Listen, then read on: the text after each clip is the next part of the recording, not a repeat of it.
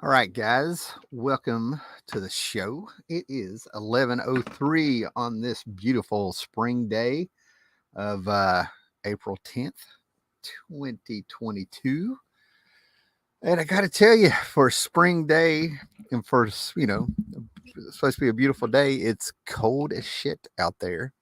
We've had snowy days and all sorts of little things going on. And I'm getting the show started a little bit later than I wish to. Basically, I slept about 3.5 hours last night. Thought I was going to go back to sleep. So we went out and got breakfast and hung out this morning. I was like, why not? Now, some of the books I'm going to be showing here, um, I went back to the Honey Pot. If you watched last week's show and had all those keys and stuff, right?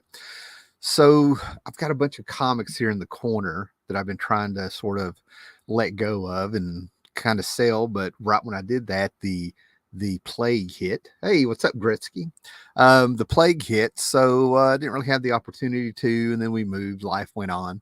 So I took a whole bunch of I hate to say junk comics, but stuff I was never really going to read again. Right? Took some Dread Star. Somehow I had like 16 issues of the Badger, which I couldn't wrap my head around. Usually I'm not so judgmental on comics. You know what I mean? I'm like, you're talking to a guy that loves Captain Carrot. Um, and then I had some Y the Last Man and a few odds and ends that were never going to be amount to anything. So I traded them off for some books. I also got on My Comic Shop. Um, I get a code sent to me, I don't know, once or twice a month that lets me in on their sales. And what I've been doing is going ahead and just piecing together runs and just buying them where things have really slowed down. And I've had a heads up from some other comic book YouTubers and comic book collectors in the real world that a lot of these little cons that are popping up are just not that good right now. But I have a feeling as the spring ends and we go into summer and we hit the flea markets and everything, I think they're going to get better. I judge no one. So we got Mr. Gretzky out there. I love this comment here. I judge no one. I prefer 90s comics. That is awesome. Way to go there, Mr. Jonathan. And then Dennis Hayes live, right? So it's a Sunday morning. It's not raining for a change. But if it was, this is the time where, as a kid, when I couldn't go outside to play, I'd grab a stack of comic books, hear the rain hitting the metal roof of the old trailer that I was living in at the time and stuff, and would just kind of relax and read comic books sitting on my bed. Sometimes I might have a cat sitting on my feet. Who knows? Who knows? Who knows what was going on back then? But it was always an experience. Could have been heavy metal. Could have been some old Jack Kirby, Omet Commandy, some old Silver Age Marvels of the uncle and the stepdads, or it could have been at a time where I was finally getting some of my books, and it could have been a little Legion, a little Justice League, and of course those fantastic years of John Byrne on the Avengers in the late 70s. So after I showed this haul, I'm just giving people time to jump in there. I may end up doing a proper video for what I'm going to talk about at the end of it after I show some of the books I've ordered and traded for. Okay. But usually doing stuff that's by certain creators is low hanging fruit here on YouTube, and there's tons of videos, and it seems like they get more of a production value from anybody on YouTube as they come along. And the videos seem to have a more production value. So I'm trying to get at where they outdo themselves more and more and more, more editing, more animation. I've seen some wild stuff. But I'm very proud to say, and it's not a humble brag, it's just I like to remind people of the forefathers here of YouTube comic book community, if we can even really call it that anymore. Now it's like a bunch of suburbs, a bunch of different neighborhoods and stuff.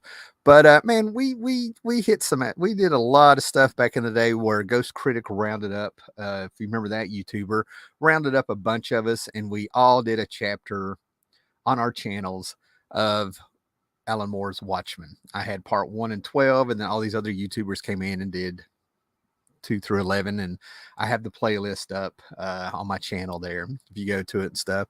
And we talked about Killing Joke. We've done all this before, but years have gone by, and so I'm probably going to talk about Alan Moore's Killing Joke. I've got the hardcover here. And I'll show you what sparked this to me to just kind of play around, just to have something to talk about today, right? Something a little different, things where we slow down and actually talk about a comic instead of a bunch of comics. So let's go ahead and get started on the haul. Okay. Oh, Comic Cam is not acting right today. Comic Cam is very naughty today. All right, very naughty, right? And I'm working on the lighting here. There's gonna be some better lighting here soon. I've unpacked my great big huge spotlight. Yeah, Gretzky was there. Yeah, with the Watchmen. Yeah, and it's one of those things like I'm not trying to. I don't watch Comic Kayfabe not because I don't like them. It's that they just do a whole lot that we already did. You know what I mean? Like to me, we already did it. You know what I mean? To me, it's I can't say that it's not original because it's new to people coming up and with that channel, people who weren't there back in the day. But a lot of what they do, a lot of the books, a lot of a lot of what they did, we already did. So I try not to say too much about it because it's definitely not a slam on them. I'm a big fan. My favorite video of theirs, and ironically, they're barely in the video. They had the sense to just shut up and let him talk. Was the Howard Chaykin interview? It's one of the coolest things I've seen on here on YouTube when it comes to comics in general. That was a fantastic interview, just letting Howard Chaykin go and talk. Oh, Comic Collector's here. Dr. Silver Age is here. Awesome, man. So I'm trying to be careful here and make sure that I'm not double dipping from the last time because I'm reorganizing comics and stuff, right? And then we'll get to the Alan Moore killing joke if you want to stick around and have my take on it where I kind of dissect it a little bit. But one of the books, I think this actually, this tells you how long I've been like meaning to complete things. We have a book here that was originally called Tooth and Claw with number ones by Kurt Busiek. And it's actually Autumn Lands. Might be 14 issues of it, a bunch of variant covers. And it's talking animals, but this is issue 5. I now have a complete set. I can finally read the complete series. And like I said, this thing started, I think, back in 2014, maybe. Okay. And I haven't really touched it since 2016. Getting an issue here and there to complete my run. But the magic of this one is that you guys know that in my head, when it comes to what could possibly be my favorite comic book series, depending on the time of day, when it comes to an actual series, a run, I either go with Kamandi, the first 40 issues, or I go with James Robinson and Tony Harris's Starman back and forth. Is what I think is just gold, where you sit down and read the whole thing. It'd be real easy to say Neil Gaiman's Sandman and a few things like that, but these are the ones I was invested in. So Autumn Lands spawned, much like Paul Pope's Battle Boy, from a concept that Kurt Busiek had to do a Kamandi story, but it was rejected not because of the quality of the story, but because Kamandi, they already had plans for Kamandi at the time back in the day. I think it's probably pretty sure it's going to have Ryan Sook attached to it in Wednesday Comics. Who knows what else was going on back then. But anyway, they already had plans and promises made about who was going to be doing Kamandi. So Kurt Busiek just sort of molded this into something else, framed it in a different world, replaced the sci-fi with magic and wizards. And they call upon, with magic, they call upon a hero from the past. And it ends up being, I'm pretty sure, a human. And it's not quite what they thought it was going to be. This has talking bats, talking pit bulls, talking animals, just all kinds of animals and stuff. And they're in like Victorian era clothing, Fantastic book that I read, first 2 or 3 issues, and I'm ready to go. It's got these fantastic owl creatures. I'll go ahead and show you a page of the inside. Because it's 14 issues, it's cheap. It's Kurt Busiek. So if you know what kind of writer he is, he's one of those legends that's done some fantastic stuff. But anyway, that gives you a little taste of what we have there. I'll give you a minute to soak that in. I know the lighting's not great. Hopefully you got me on full screen. And it has these double page spreads where we get some prose and paintings. This is a bat hanging upside down. You can't make it out. So we get to learn this world that way. But yeah, I love this stuff. This is the stuff that you can, sometimes there's just things that look better as a comic and It's exactly what it should be, is a comic, and it'd be really hard for anyone to really duplicate what's in the comic. Now, here, this is a hot book. Who knows? Who knows, right? I got the Batman White Knight, the first 8 issues. I passed on the middle miniseries, basically because I figured I'm just going to go ahead and get these in trade. And then I went ahead just to check this out. This is the third in the trilogy of the Batman White Knight series, but this is Batman Beyond the White Knight. And I've heard this book has pissed some people off, right? But what's so wild about me pre-ordering it before I knew there was going to be any hype, I missed getting it through my regular online store, Gmart. That's out of Chicago.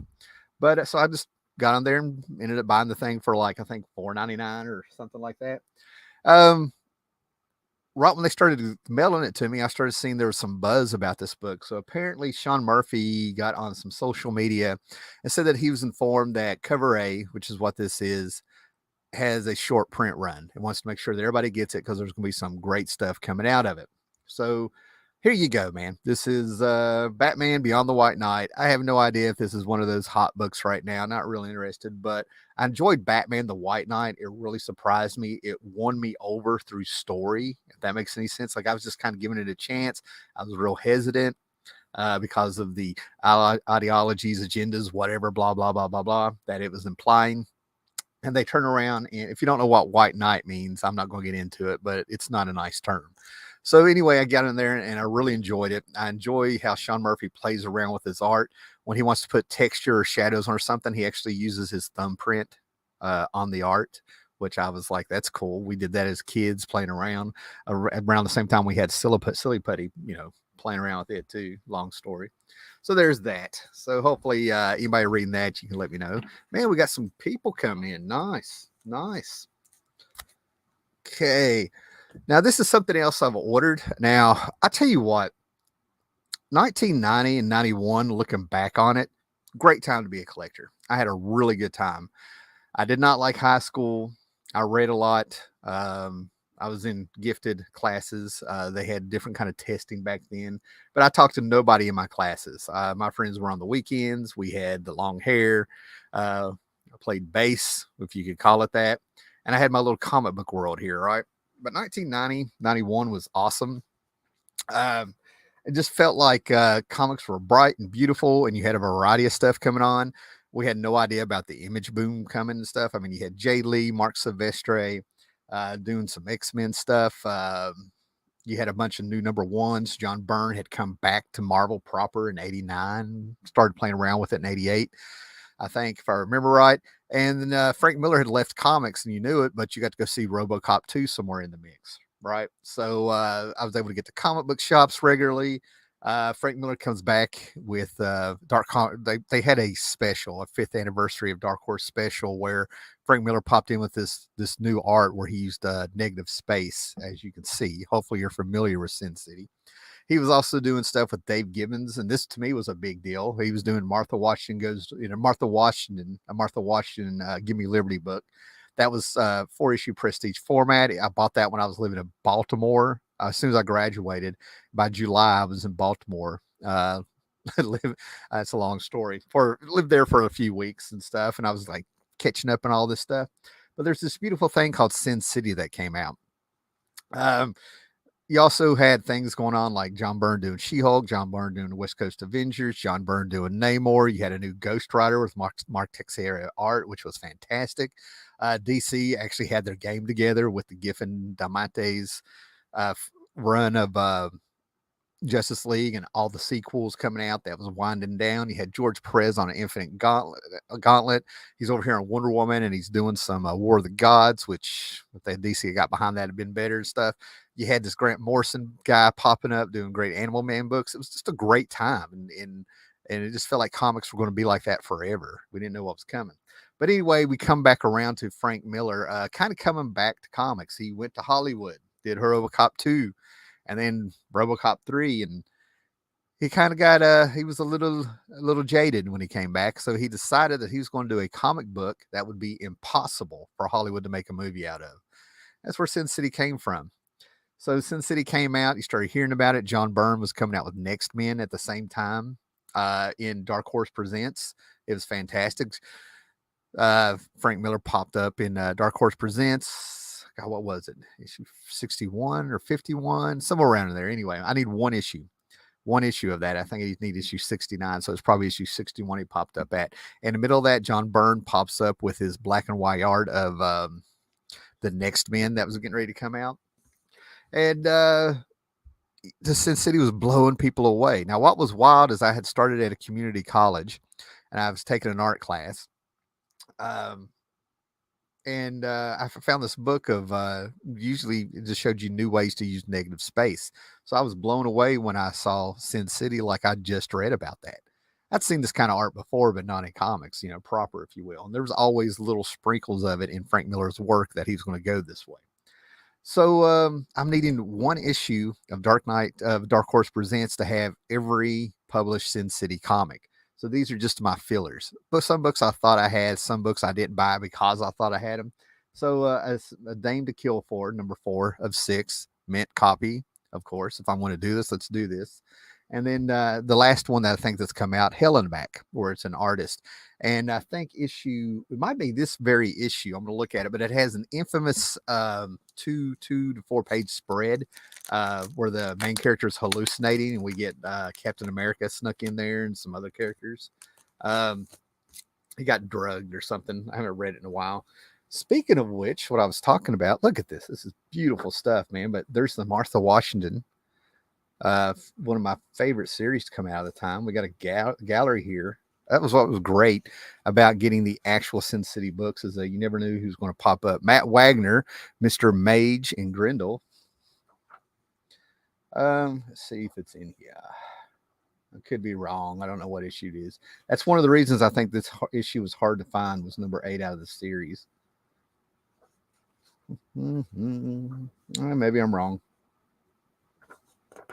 Anyway, there's a 2-page spread in this story where the guy's hallucinating, and we get to see a lot of stuff that he snuck into Sin City that he may or may not have had permission to do. So anyway, that's what I bought. Just filling in the gaps. I need one issue of Dark Horse Presents, and I have all the Sin Cities. But Sin City, I'm going to tell you, man, I was big on it. I got excited about the movie because I'd been there since 91, since it started and everything, picking up here and there. It was an exciting time. I was reading the editorials. Frank Miller did his thing throughout the years. And then all of a sudden, I've really sat down and read a bunch of Spirit. I found a bunch of Spirit at a comic book convention. And when I read it, I was like, oh my God, Frank Miller's just doing Will Eisner. It really took some of the punch out of it. All right. Now, these are what I traded. And at the beginning of the show, I want to repeat myself because some people just popped in. But I found a honeypot last week, got a bunch of nice books. And then I came home, went through this corner over here where I've had books that I was like, what can I let go for space, and what will I ever read again? And I got a few little boxes of comics I'm willing to get rid of. So I took these books to the honeypot that I found, and it was like Mike Barron's Badger. Somehow I had like 16 issues of that. A few Why the Last Man. I'm never going to read those. The artist really really kind of I can get them in trade. I have a few trades, but as far as the book, the artist, her social media behavior really spoiled it for me. It's just soured it. So I was like, eh. So I kept 1 or 2 issues that I love the covers on, and the Ray. I mean, it was just throwaway books, and I traded them for some of these books. Okay, so X-Force number 2. This cracks me up, because this is the second appearance of Deadpool. If you're really into this, I bought this off the rack. Nobody knew or thought Deadpool was ever going to be big or huge. It was this guy that was supposed to have been huge and big. It was his big debut, even though it says Deadpool's back in the corner and everything. But this is the second appearance of Deadpool. And I remember back in 2013 and 14, me showing this to the OGs of the comic book community and stuff. We were all just sort of laughing about it, that it's not a hot book or anything, right? So there you go. That was that. I got Gambit number 1 here. And the guy, this was when I got it. This was the one that the guy thought that I was robbing him blind. He was like, oh, Gambit number 1. I thought that was kind of, I didn't really delve into that. This is just an upgrade. It was there. Electro Assassin number 1 by Sienkiewicz, Frank Miller. I think I just need one, maybe two more issues for my Jack Kirby Sandman run. When I was a kid, I just laughed at this book because I thought it was ripping off Batman. It had the formula. He had a cave. He had his little utility belt of tools, and all this stuff. And silly me back in the day. The follies of youth. So we got quite a few of these. Two of these are in beautiful shape. One's kind of iffy. Loved what Roy Thomas did with Sandman and Infinity Incorporated, and then I loved how Neil Gaiman just picked right up on it in Sandman. I got this. I've always been curious. It's an anniversary issue of Detective Comics number 600, but it's part 3 of 3 where they brought in Sam Hamm. Sam Hamm is the dude that wrote the script for Tim Burton's Batman. And if you were there in '89, it was huge and stuff, right? And I remember why I didn't get it. I flipped through it when it was on the spinner rack, put it back, got something much better in my opinion, but it's very dull. I think it's a very dull story. I haven't been able to get through it. Could just be me, but it's got some great pinups and some great quotes from people talking about Batman. It's got a Bernie Wrightson, Walt Simonson. I think it's got a Neil Adams, little pinups in the back and stuff. And in between those, they have people like Stan Lee doing, 2-3 sentences talking about Batman. Just kind of cool novelty. Now, this book, I've been finding this left and right, man, but I get it because it's a Matt Wagner cover. This is probably my second or third one of this, right?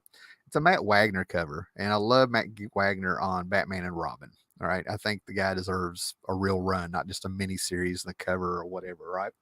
But anyway, this is the first appearance of Stephanie Brown, who becomes spoiler, and I just heard that this is becoming sort of hot again, whatever reason. And this was the one. This was the one that got everything. To me, it's a little bit of a grail. Oh, what is this? The Electro book has gotten hot recently. Really? Eric Breen is here. Or maybe they're still here. Murdoch the Pooch, Comic Collector, Dr. Silver Age, and Gretzky. Good to see you guys hanging in there with me. All righty. But this is the one. This is a first print. I got it through trade. That's what makes it even sweeter. And that's why I want to talk about this book and dissect it in a minute. And again, I'm probably at some point in time, probably in the next week or so, hopefully, if I get the time, I'm going to be gone for a couple days for work pretty soon. But time to really dissect this and stuff, right? But this is one that has frustrated me. This not on not on Teen Titans level, Teen Titans number 2 level that I'm apparently been whining about for years and stuff. But it was very frustrating to see some older kids who, Joe and a few of them, I actually hung out with them and stuff in the real world. Some older kids, if we can put it that way. Walk around having this. By the time I get around to a comic book shop, there was no, you got to understand, back in the day, you thought if you didn't get it, you weren't going to get it. And maybe you'll see it in a box someday, or you'll have to pay a little bit more. No idea about trades. Reprints weren't that big of a deal yet back then. So when you missed it, you missed it. And it just blew my mind to be able to like thumb through one when one of the kids let me do it. So the first time I read The Killing Joke I couldn't sit there and absorb it like I wanted to. Is because I was probably sitting in the back of a study hall or something. Somebody let me borrow it. And then they were like right there at the door when I came out, something like that. So this came out during high school, and thought it was wonderful, thought it was beautiful, thought it was fantastic. And then it took me a while to get it, to get myself one. And of course, it was probably like a 5th or 6th print. So to have one that's in beautiful shape, I don't even think this thing has ever been cracked open. I did take it out and get ready to.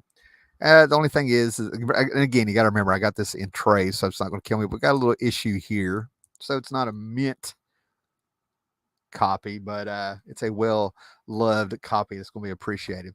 Now, these aren't new books, but these were in the stack that I brought from downstairs. Charlton 66 seemed a while back ago. This is Black Hammer versus Justice League. I've been hearing a lot about Black Hammer, Jeff Lemire, people loving it. And then somewhere along the line, I was on the stream, or maybe might have been talking. I think I was on a stream probably over a year ago. Charlton 66 was on it, and he seemed very disappointed that I did not like what I read. So I'm giving it a chance. So if you're a Black Hammer fan, you can let me know what you think. I got the Black Hammer, World of Black Hammer Encyclopedia, so I know what's going on. Then I got this 3-for-1 where it's 3 little popular stories. I don't know if they're reprints or not of Black Hammer. So yeah, it seems like Black Hammer. I have not heard anybody talking about it in a while. It seems like it may have come and went, but I could be wrong. Who knows? Who knows? You know what I'm saying? But I want to be finishing those, giving them a chance. And so we're not going to crack open this, but we'll be cracking open this in a minute. Okay. Oh, Comic Cam is acting up. This may be too big. I'll get us all set up here.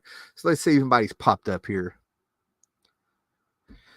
Oh, I got it as a Titan print. I've got it all out the Titan print. Nice. Nice.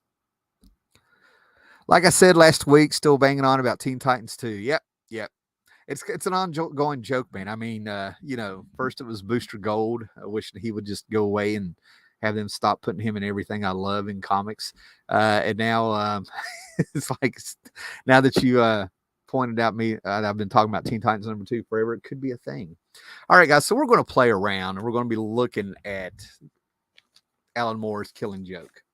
And I may do a proper video that may be like 10-15 minutes long. I haven't made a real video in quite a while. I love the live streaming. It's simple. I immediately get feedback from you guys, get to see who's out there, have the regular crew show up, play around. It's all I need. It's all I need. I've got the videos like back from 2016 that have hit 43,000, 12,000. All I've been there, done it.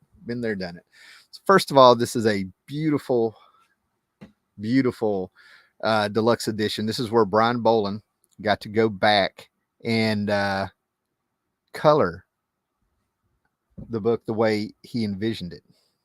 So I'm gonna give you a little backstory here before we get on there. It's the profile. It's like a mugshot. Profile, front face. All right. So basically a little background on this. And the first part of what I want to tell you is take it with a grain of salt because I can't cite where I heard it, where I read it.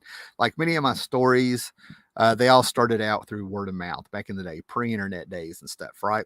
But this came out in 1988. That's when we saw it. By this time, Alan Moore had a sour taste in his mouth for DC for over the rights of Watchmen, a few other things and creative differences. So they were still grasping in over the rights of Watchmen and stuff, but they still had some things going on, right? But this was Boland's idea. Boland wanted to do this, right?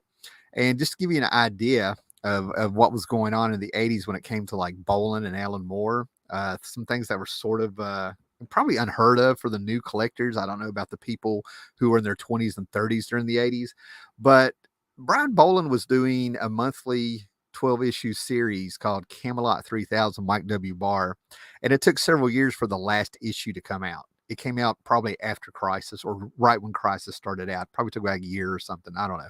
I can look it up, but Comic Cam is being used right now, right?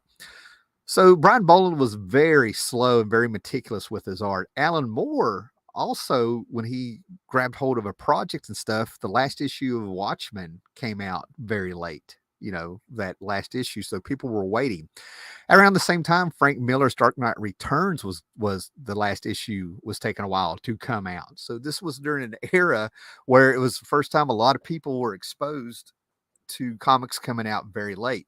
So by the time Image came around, I wasn't too surprised. I'd been there. So if you remember, you only think that's funny if you were there with the Image. They were notorious late. They even joked about it. And Todd McFarlane ended up jumping on everybody's ass of saying, make some comics, guys. Let's do this. And then they even had a purge. If people couldn't get have 3 issues ready, they purged them when other people were coming aboard. Anyway.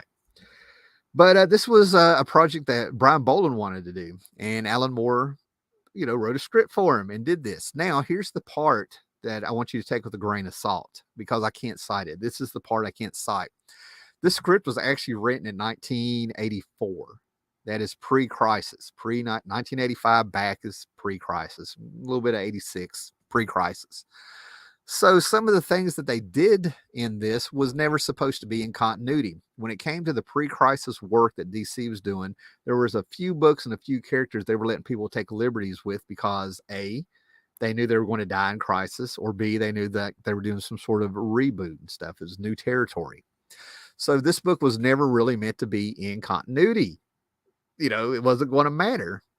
And Alan Moore, it wasn't so much a labor of love for him. But anyway, then this came out. Brian Boland took forever to do the art. Crisis happened. It comes out in 1988, 4 years after they got the script and everything. And they put it in continuity. Batgirl was going to be shot and crippled, but it wouldn't have mattered because we were going to have Crisis going on and stuff. It was never, and still that still would have messed up in Crisis because Batgirl was in Crisis on Infinite Earths hanging out with Supergirl.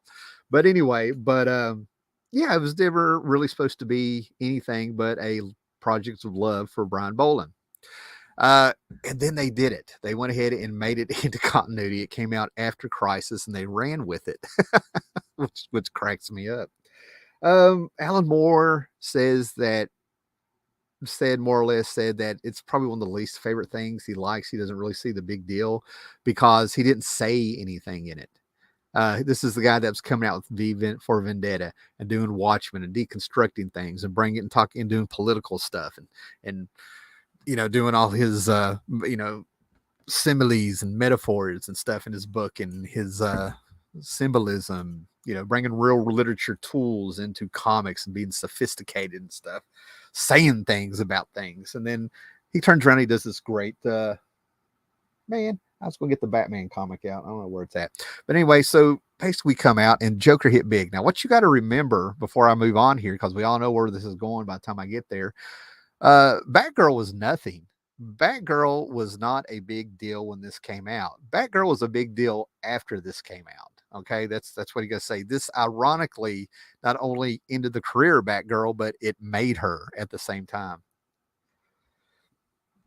Yeah, I'm actually getting into that. Wasn't there something about the book and Suicide Squad ongoing series?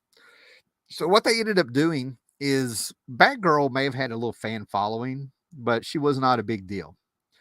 So she gets crippled in this, and John Ostrander picks her up over in Suicide Squad, and she ends up becoming Oracle in a wheelchair, feeding information, becoming like the supercomputer informational tactical person. And she was more popular, arguably, and I'm saying it arguably, as Oracle than she was as Batgirl. She had a huge following. Her first appearance jumped up as in Suicide Squad, like, I don't know, somebody out there can correct me, like 23 or something. I got it. I have it. It's not a big deal. She popped up in a few of the WB shows when they're probably CW or however it goes way back in there. And then people were upset when Batgirl, Barbara Gordon proper, ended up being Batgirl again around 52 or something like that. And they were like, what about Oracle? Oracle had a bigger following for a longer time. And I think Batgirl may have been Oracle longer at that time than she had been Batgirl. Batgirl just popped up because of the Batman 66 TV show. Yeah, they were worried about standards and practices and homophobia with the Batman 66 show because it was two guys running around sliding on poles. I'm being serious. I know that sounds funny. So they brought in Batgirl, Yvonne Craig. I've actually met Yvonne Craig and looked at Julie Newmar. I can't remember if I even talked to Julie Newmar, but Yvonne Craig sort of, I hear she's a wonderful person. I just did not see her that day. I always seem to catch these people on those days. You know what I'm saying? Just on those days, I seem to catch them.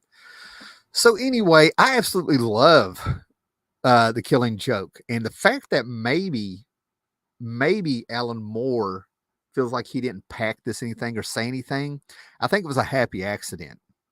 Okay.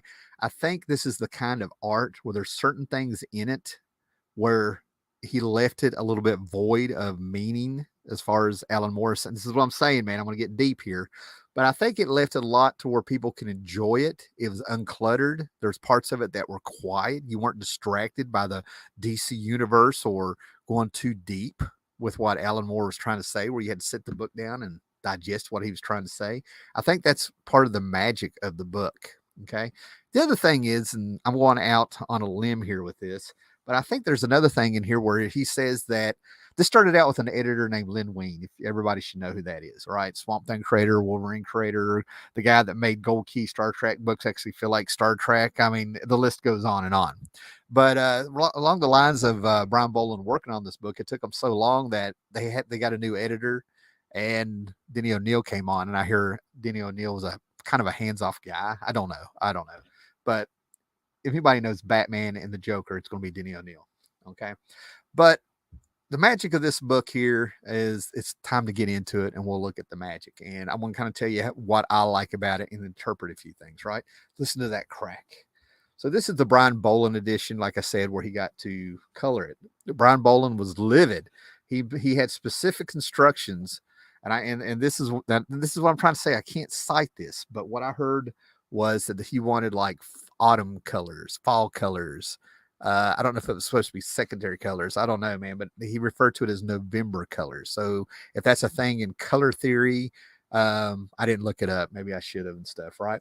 So he was really weirded out when he got the book and they used these bright pinks and purples and pastels. I mean, it was the 80s, my friend. You know what I mean? The 80s. Personally, I'm going to go way back for you guys if y'all were there, man.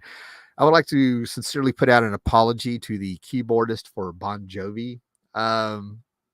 It's a good thing I didn't have social media back in the 80s because I was definitely livid when I saw that the keyboardist for Bon Jovi had gotten Brian Boland's Joker face. That was the advertisement for this, where Joker's going through his hair and laughing. You got the ha ha ha. He actually got it tattooed to his chest, if you will. We'll just say that. And I was livid. I was like, I bet he didn't even read Killing Joke. He just thinks it's cool because it's a Joker and the Batman movie was out. I was livid. So I apologize for not being so judgmental,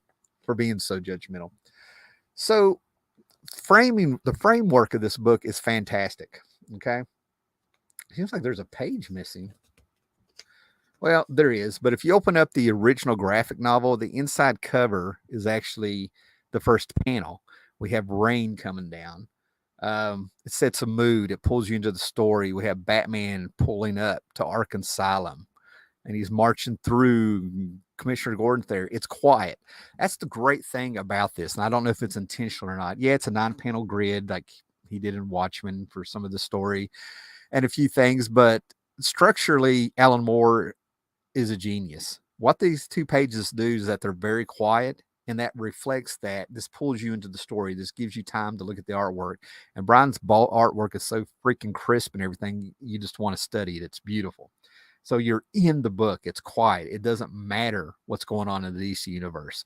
It does not matter what's going on in other books and stuff. You are here. You are there. You are walking in the rain to walk Arkham Asylum right behind Batman, right?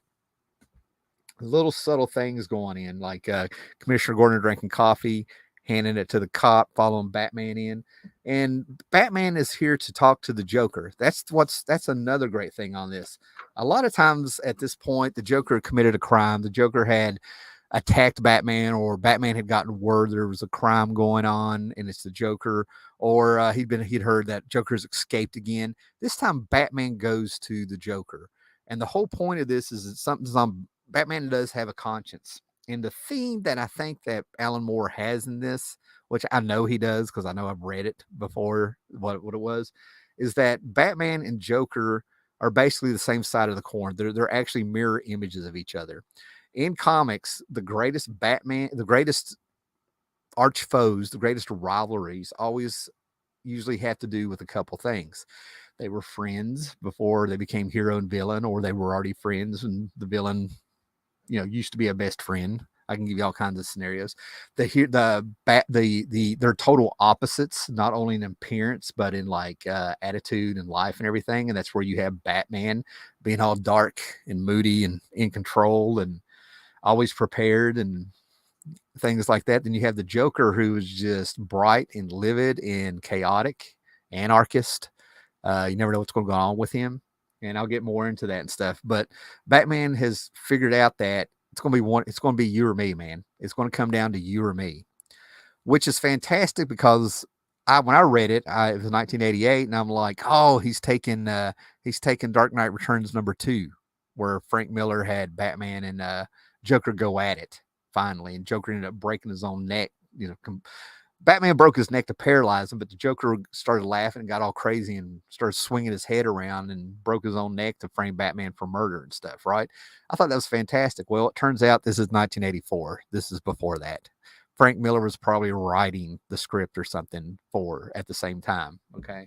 So that's what's fantastic. But anyway, we have card flips, And we're right. This is what I'm saying in the moment. The book has a pacing to where you're in the room and it's easy to follow. And all that does is make you part of this world when you get in there.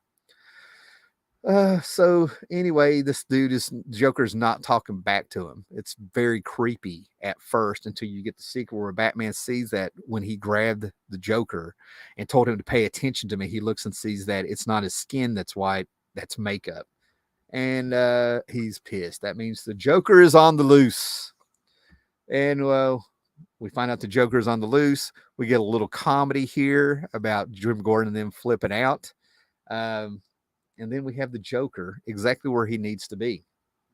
And it's an old rundown, shut down carnival with all kinds of rides and everything that he's getting him. And this is perfect. This is in the theme. What we're going to find out, in my opinion, the way I interpret this is that as we delve into this run, as the Joker acquires this rundown carnival, and we start realizing that he's an unreliable narrator, like right out of an Edgar Allan Poe book, learning about his origin, if it is his origin. But the carnival becomes alive, and this carnival and the madhouse and everything ends up reflecting the brain, the inside, the mind of the Joker. We get a physical look at how crazy it really is if you go to a carnival. People, if you get a carnival really going, all the rides going, it's a hopping Saturday night. People have money, kids running around screaming. You hear people screaming on the rides, all the lights, all the rides coming at you as they're spinning around as you're walking around and stuff. Man, it's quite chaotic. It's quite genius, in my opinion, right? So as one of the great things that Alan Moore does is his segues. He'll take an image and then you want to see the next panel and that image turns into something. So the Joker sits here and he sees the image of I don't even have to turn the pages, man. I've read this so many times.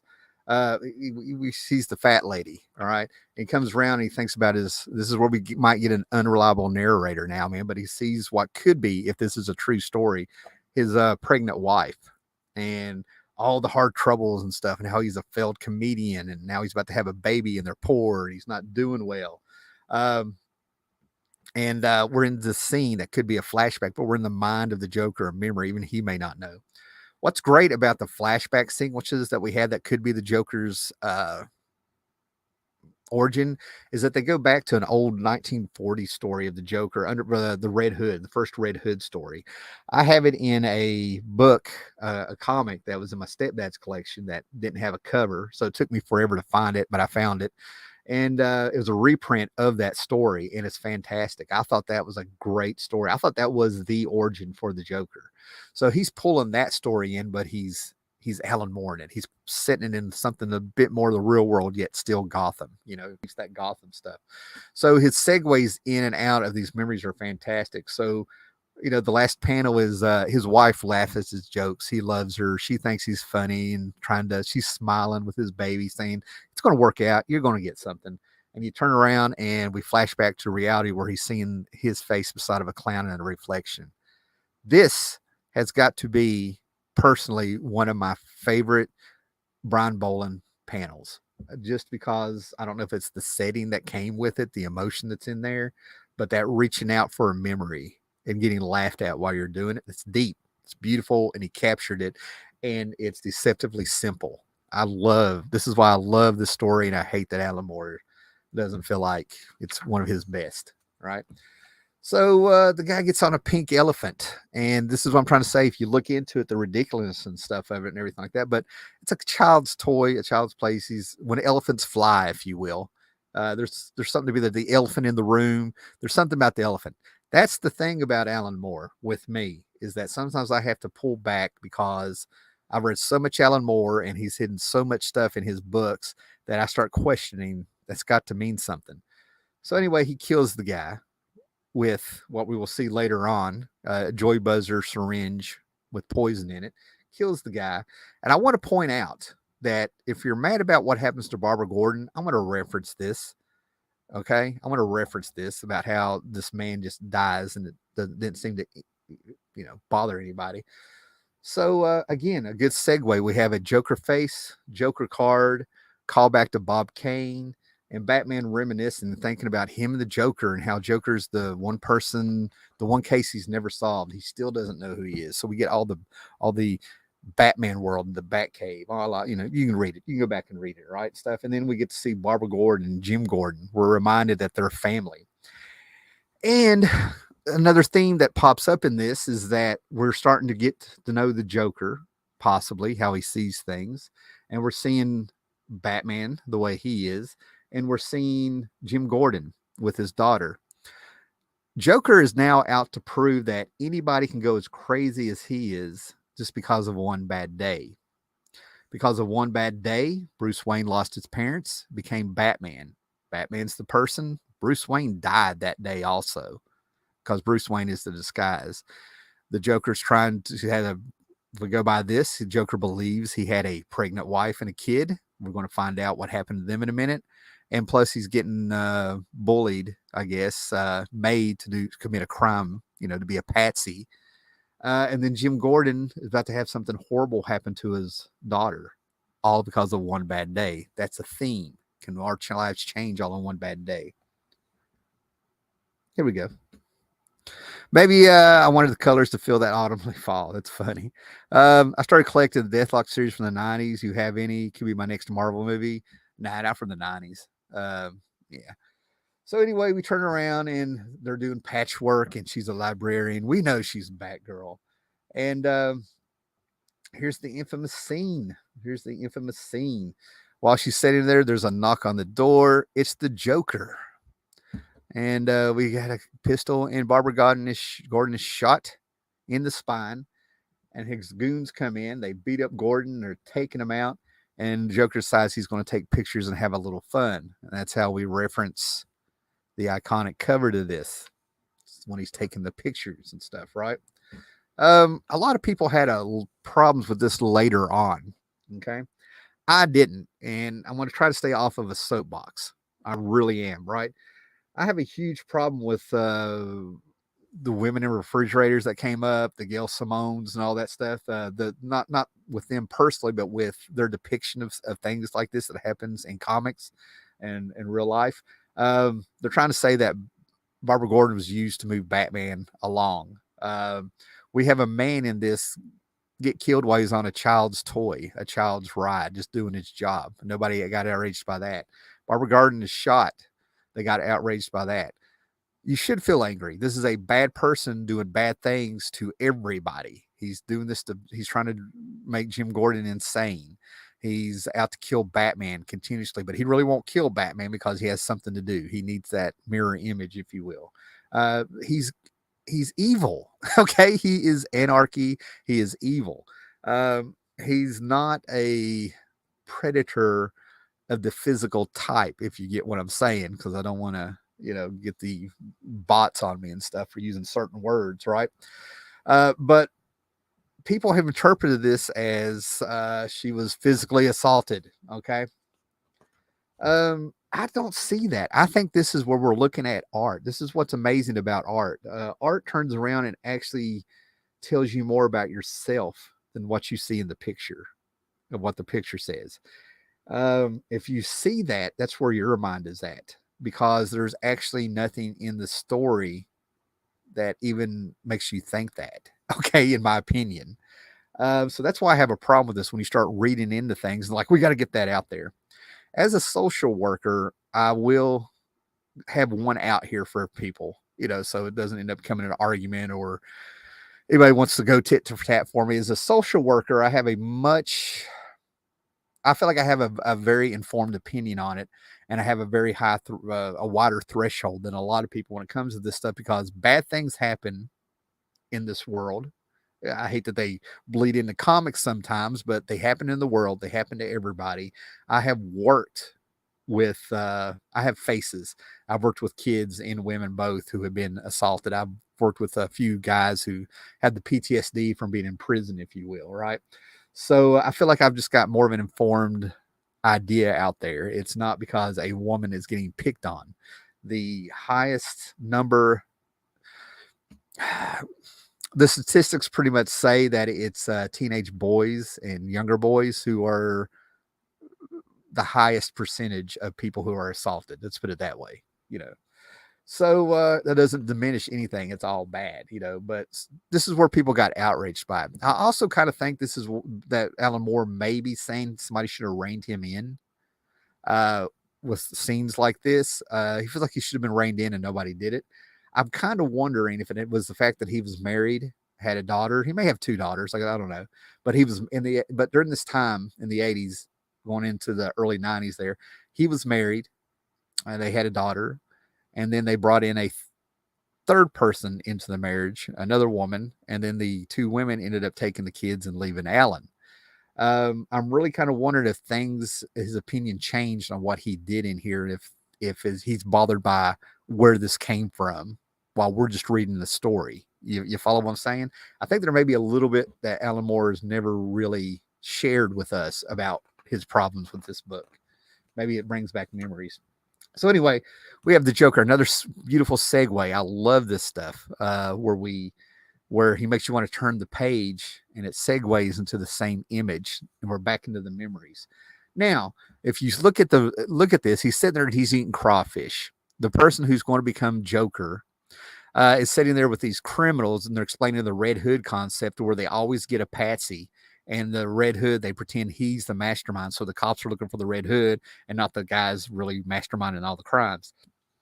And they bring out the Red Hood. The Red Hood is red.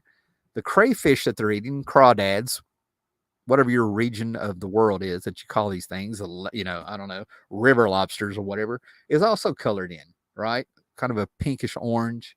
And then we have the hood, right? And that's really representing something, man. This is the symbolism that I think is fantastic with Alan Moore, and it's easy to overlook. All right. You got this big, you know, you're supposed to be the crime boss, big and menacing when you wear this red hood, right? And while they're eating the crawfish, it's more like he's tough and everything on the outside, but squishy on the inside and helpless in their hands, and they're just going to eat him alive.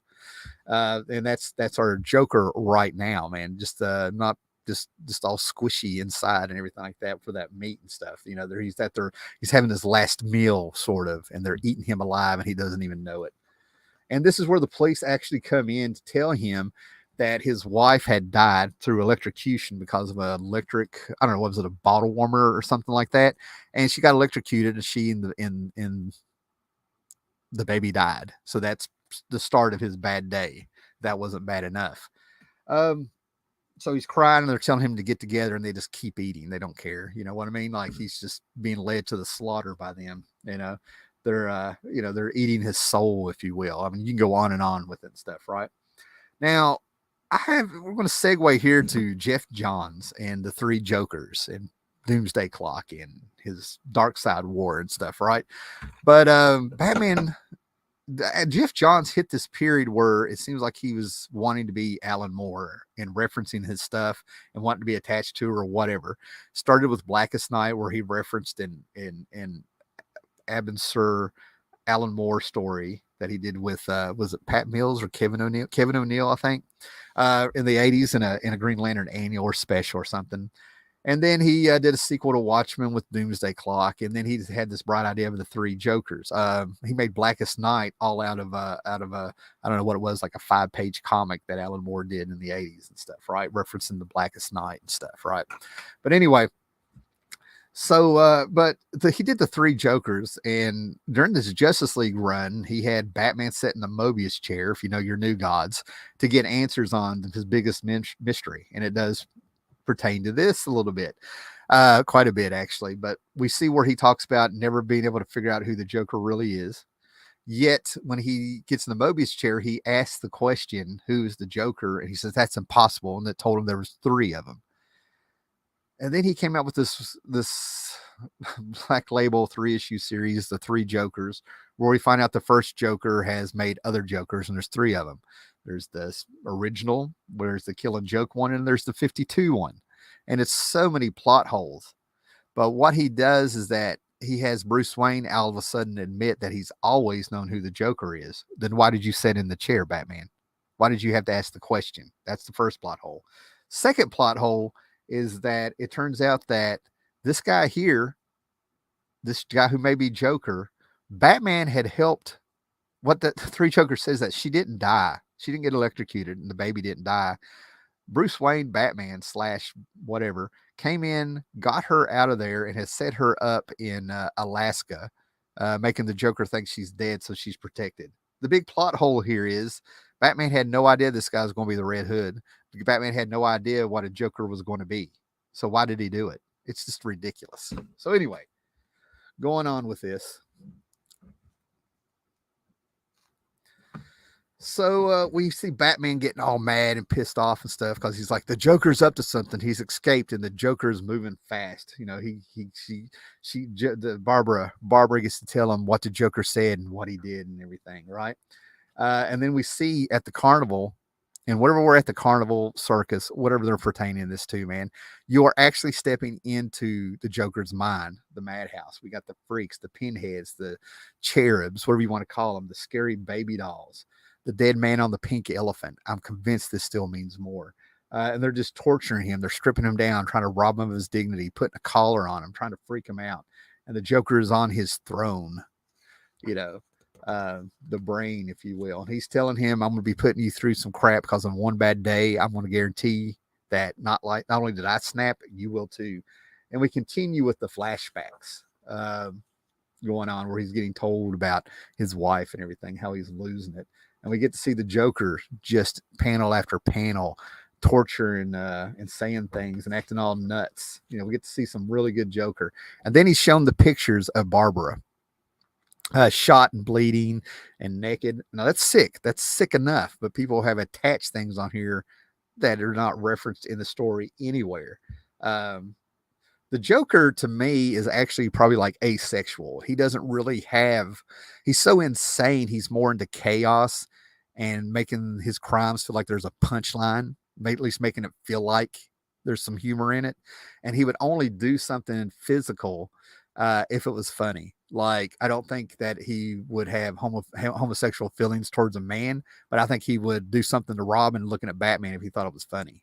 Not because it was sexual or for power, because he thought it was funny.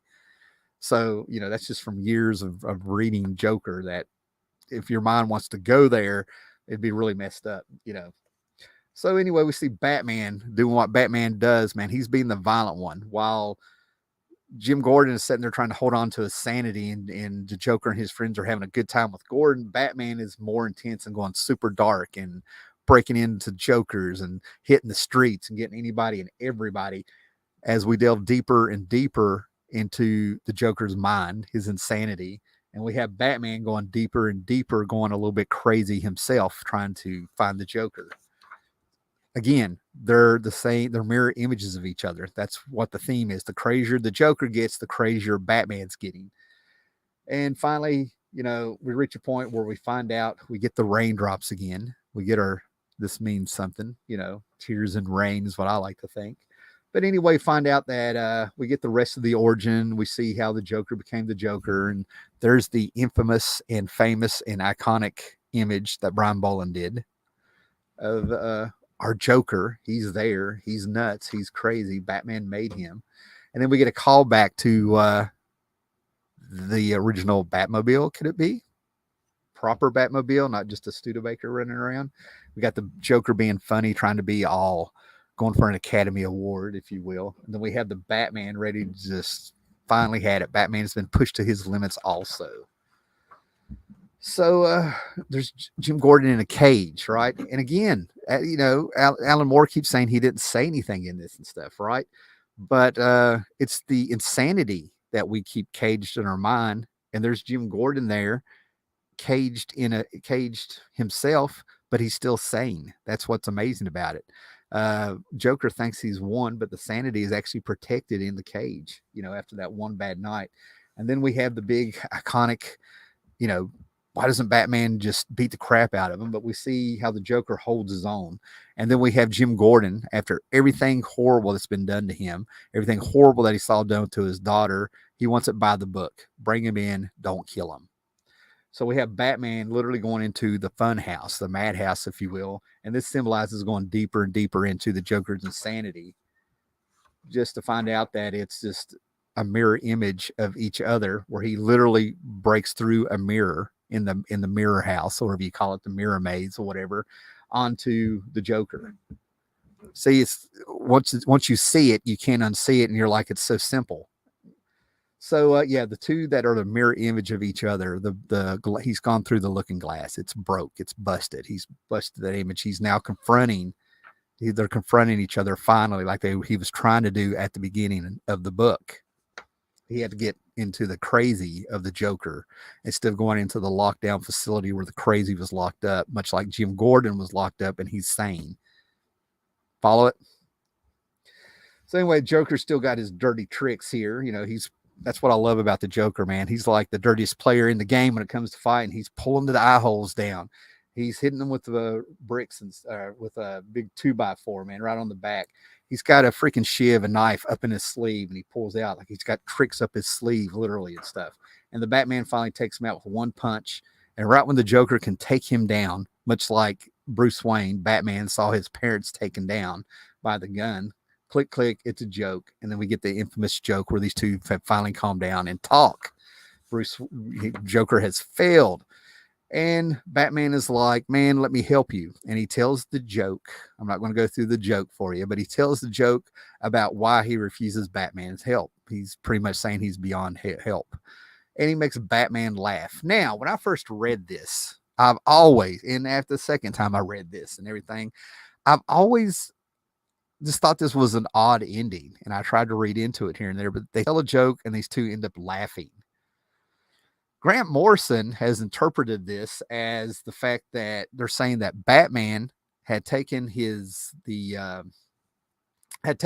Joy Buzzer poison dart away from the Joker, and as they're laughing, he touches the Joker and ejects him and says that the Joker actually died at the end of this while they were laughing, because as they're laughing, you start hearing the police sirens come, right? You see it, haha. And then all of a sudden, the laughing just stops and the sirens keep wailing. And then finally, those sirens are off, the lights go out, and we're back to the beginning where we have raindrops in a puddle. I don't know if I agree with that, but I'm not going to say that it's not a valid interpretation or opinion, but nah, I don't think so. So anyway, we have some cool stuff here, some more Brian Bolland stuff and Joker Tales and stuff. This is a fantastic trade if you get it. But that's a quick interpretation of The Killing Joke. And like I said, I'm probably going to do a proper video on this at some point, try to get all that in 10, 15 minutes. But yeah, I just wanted to have something to talk about. The Killing Joke's been on my mind a whole lot lately. Alan Moore stuff has a way of being timeless. It's so amazing. You can still read his Swamp Thing books from the 80s. Because of the setting. The setting's in a swamp. There's no technology. You know what I mean? There's no technology out in nature. That keeps the book from being sort of dated. That keeps the book from being dated, if you will. You know, the lack of technology explains, you know, you don't have cell service out there. So by avoiding, and then it has a setting out in space, you know. In the astral planes and other dimensions and stuff, those settings keep it from being dated. You don't open up the book and say, wow, that's 1984. I mean, there's books from the Silver Age you open up and you're like, wow, that's 1966. That's 69. Oh, that's definitely 75. Look at those bell bottoms. Look at those lamb chops and sideburns and stuff like that, right? And then somehow he's managed to do that also still with The Killing Joke, in my opinion. It's a abandoned, you know, the settings, if you look at it, apartment buildings, an old hospital, dark streets, you know, it's fantastic. I mean, it's just fantastic. An old jail cell. There's just certain settings that feel timeless. They don't get dated, not timeless. So I thought that was great. Wow, what's up, guys? What do we got here? Let's check out these. All right, Shannon's here. What's up, brother? If Batman killed the Joker at the end, then the Joker won and the story would be pointless. Exactly. I completely agree with that. I never thought about that. That's why I like doing these live shows, man. That's why I love doing these live shows. Exactly. One bad day would change somebody. He made Batman go over the edge and be as bad as him. Yeah, you're absolutely right. The Joker would see that as a win. And even when and amazingly enough, in Dark Knight Returns, same, around this era. Dark Knight Returns, Batman still didn't kill him, but the Joker killed himself to make people think he did. Dirtiest player in the game. Did you watch the movie? What do you think of what they added to the story? Garbage.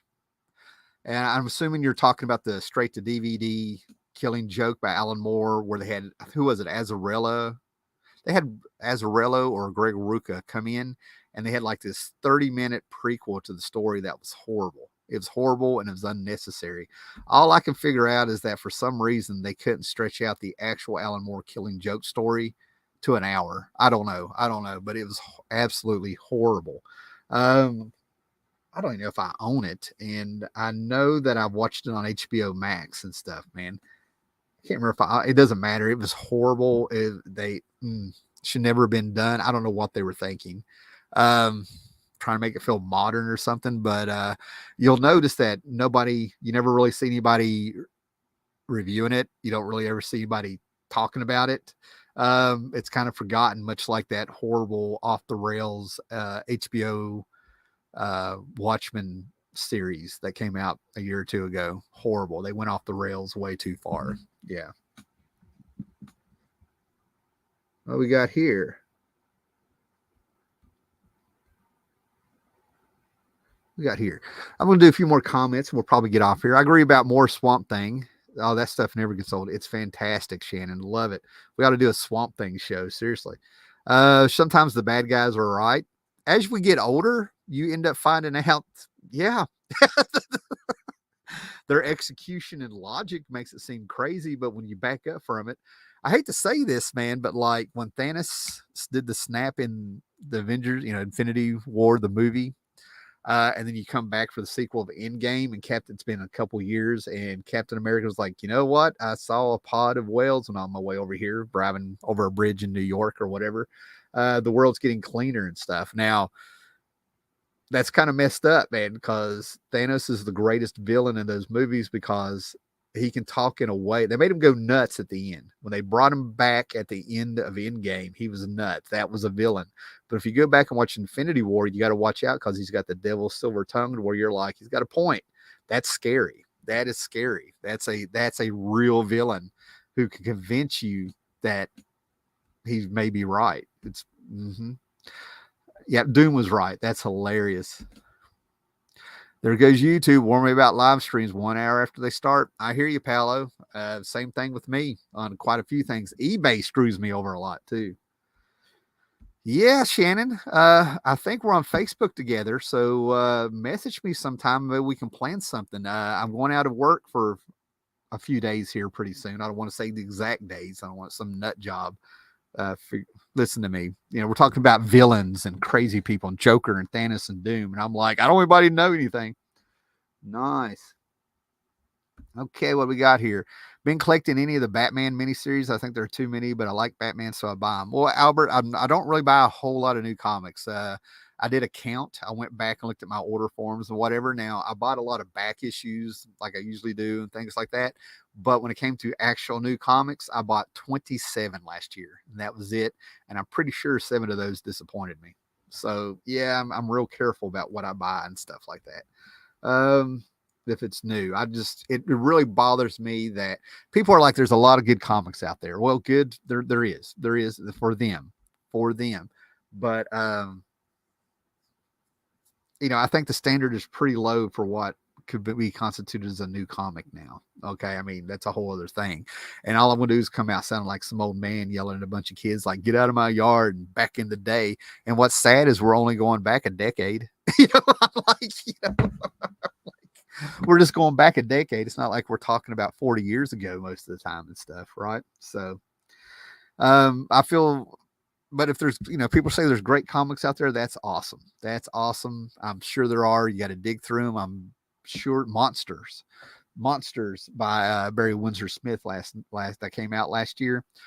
35 years to do this story. He spent half his life doing that story, and that's a masterpiece. So yeah, there are still great stuff out there. Well, guys, thanks for hanging in there.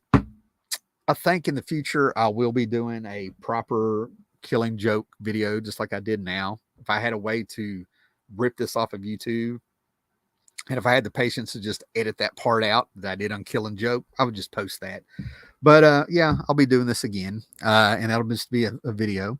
Like the live stream, share the live stream, let people know we're there. Thumb it up if you want to sub. So all that stuff. I think I'm on a delay for some people here. And about Endgame, I always thought the fact that Steve Rogers went back to the 40s and lived his life could open up the possibility of the invaders showing up again.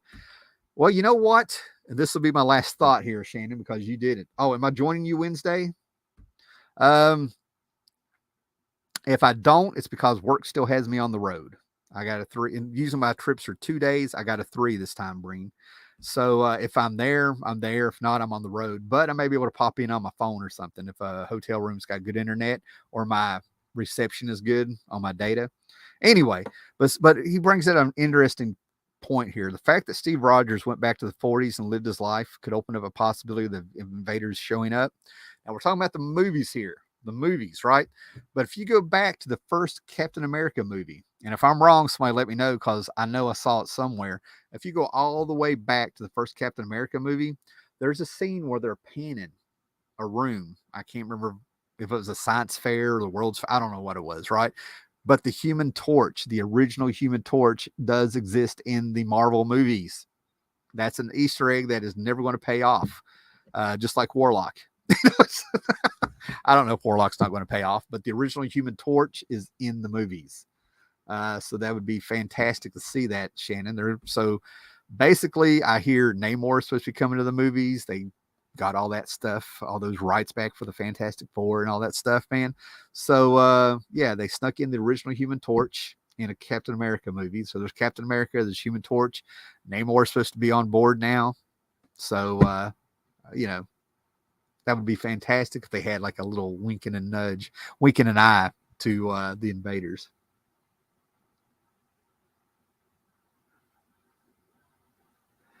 What's this? I don't know what you're talking about, Rasco. Hi, Mr. Tim. I'm Demon, my first Marvel D&D. Oh, okay. Gotcha, man. He's role-playing, man. He's got the Marvel, looks like he's doing a Marvel game today. Good luck with that, Matthew. That's awesome. The best comic book adaptation someone could do right now is Chaykin's Hey Kids comics as a TV series. I think, Paolo, I think I've the Hey Kid. Oh, yeah. It's coming back to me. It is. Yeah, we talked about that on Cabinet of Chaos one time. Those Hey Kids, you guys told me about it and stuff. It's all going to come rushing back now and stuff. Yeah, I can see that. Yeah, nice. All right, guys. Thanks for hanging in there. Thanks for having fun. Thanks for the great feedback. And you guys be excellent to each other.